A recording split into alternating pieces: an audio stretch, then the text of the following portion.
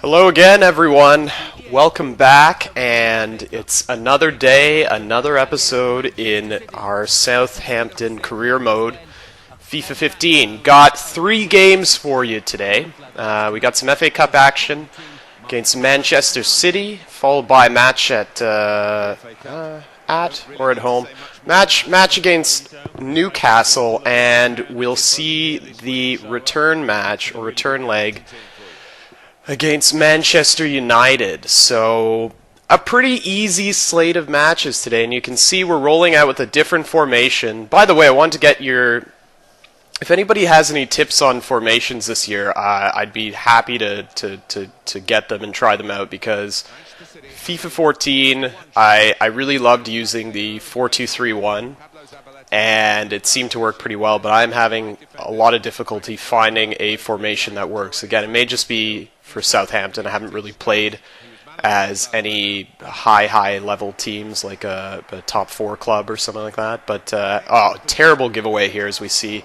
Almost made us pay. That could be because this is back on professional, who knows, but Stefan Jovetic has to be disappointed with himself there. 41st minute, still 0-0, and Yaya Toure dribbling around the defense there, much like Shane Long in this clip, as he puts one on net, but it's stopped. Shane Long, I really like Graziano Pelle in real life, but I've been having a lot more success with Shane Long. He has been, as you guys will see in some of the upcoming videos, particularly in the FA Cup, I've used him as the lone striker in either a 4-3-3 or something similar to what I'm doing today, a 4-2-2 kind of thing. But he has been dynamite. I mean, look at this. Using the force, gets the ball back, and just curves it in to the bottom right-hand corner. I've been trying to get that goal to go in all season long. It's been really hard. I've had a lot of misses, but Shane Long manages to put that one in, and I think this is, yeah, so that's his first of the FA Cup, but he's got a pretty good thing going here. So I like I said, I really like Graziano Pelle in real life, but for some reason I need a pacey striker up front to make those runs. I'm having a lot of difficulty with Pelle because whenever he gets the ball, I can't seem to get it. I can't cross into the box and get him to head one in. And so whenever he gets the ball, he's usually outside of the penalty box, and it's very hard for me to get him to score because he often has to make a pass because he doesn't have the pace to get by the defenders, and strength alone isn't going to do it. So I'm going to be looking at trying to find a way to put in Shane Long as maybe the starting striker and bring in Pelle. But Shane Long, Ward-Prowse trying to dribble into the box. He tries to replicate Shane Long's goal there. And as you can see, not very easy this year as Ward-Prowse misses badly. But Shane Long, aggressive in the 90th minute here. We're in additional time. He dribbles past the same defender twice and just buries it in the bottom right-hand corner. He loves that side of the net. Second goal of the match. 2 goals in the FA Cup. Shane Long making the most of his starting role today, and this is why I'm saying I'm really starting to like Shane Long. You guys can see that's where I got the thumbnail picture from, the celebration on this goal. It's a beaut. I mean, this looks a lot like, I think it was the Mame Diouf goal from a couple of weeks ago. I mean, he just rips it away from the midfielder at I guess right around midfield actually, and takes it all the way down, gets past the defender and puts it in the back of the net. I mean, that's probably my favorite goal I've scored, definitely this year, maybe even between last year and this year. And that's how this one ends, with Shane Long putting the icing on the cake. 2-0 is the final at Manchester City, and that is a big improvement, as I didn't do particularly well in the Capital One Cup at the beginning of the season. We lost early on, so it's nice to make up for that with a victory against Manchester City. And you can see I played it a little more conservatively. I tried to put out some of our more regular starters, much as I want to get the young guys to have an opportunity to play.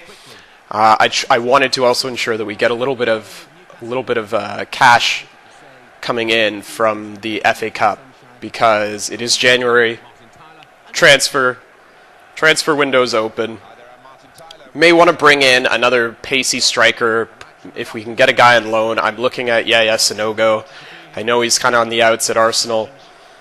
Not a bad pickup if we can get him, you know, just for the last 3 or 4 months of the season. Can kind of help us out. Again, I like Graziano Pelle, but I seem to do better with pacey strikers who can make those runs. So Mayuka might be somebody else we're looking at, but I don't know. He just doesn't do it for me. I do like Shane Long a lot, and I'm going to try and integrate him into the club a little more often. But yeah, so that's the goal. So our second game, we're back in EPL action here. We've got a match against Newcastle, and I'm basically going to just show you guys the post-game highlight package. As you can see, we're rolling out the 4-3-3 here, and Shane Long, as I said, I wanted to integrate him. He is going to be playing right mid. So you can see this one, not a whole lot happening here at St. James's Park. Match ends 0-0, so no need to put you guys through the paces here on what happened outside of this post-game highlight package, which, you know, for the record, I think is quite cool. So maybe I'll just kind of, you know, shut up for a second and let you guys enjoy the music and clips.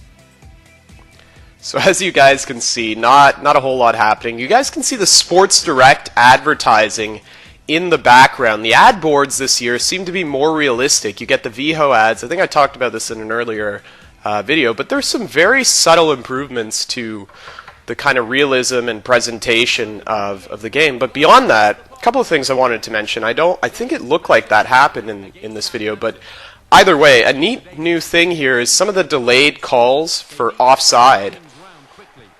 You'll see situations now this year, and this never used to happen before, as we are now sitting 14th, and Manchester United sitting in 2nd. So good to see at least their, you know, on paper all-star team isn't quite translating to first place. I think Chelsea might be first at this point right now. I have to double check the table, but. So the delayed offsides now leads to situations where either you'll score or CPU or the opponent player will score. And what an all-star team that looks like, eh? Falcao coming off the bench, Mata, Di Maria, Van Persie, Rooney, good lord.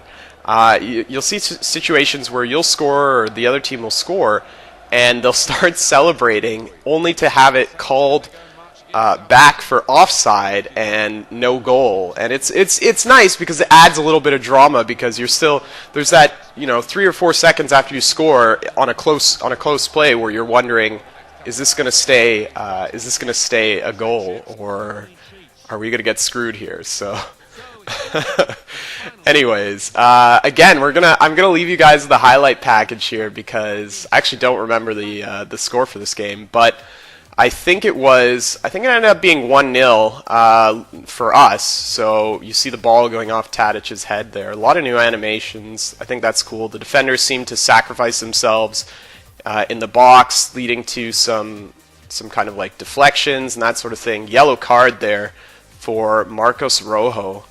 Yes, this was it. Dusan Tadic gets a penalty and makes no mistake as he puts it in the left-hand side of the net. Keeper, obviously, no chance, as they often don't on those kinds of penalties, but he didn't even guess the right side. So, luckily for us, Tadic makes no mistake and puts it in the back of the net. Pretty aggressive game. I found the Manchester United defenders were fairly aggressive in their tackling. Not necessarily a lot of cards, but we did get a decent amount of fouls, and some that just weren't called. Fraser Forster, as per usual, dynamite. He really saved our butt on a couple of plays here, as the defensive lapses have come back to bite us. You see the Chevrolet ad there at Old Trafford again. Really nice little touch, and I think that's gonna be the end of the episode for us, guys. I'll leave you with some of the end clips here as Luke Shaw makes a sliding tackle, and as always, your feedback and comments are awesome. I really appreciate some of you guys subscribing and throwing out the likes and comments and all of that. Please continue. Please feel free to leave a like, subscribe, whatever you feel like, because it helps me and it helps you. So hope you guys enjoyed, and I'll see you guys in the next episode. Take care.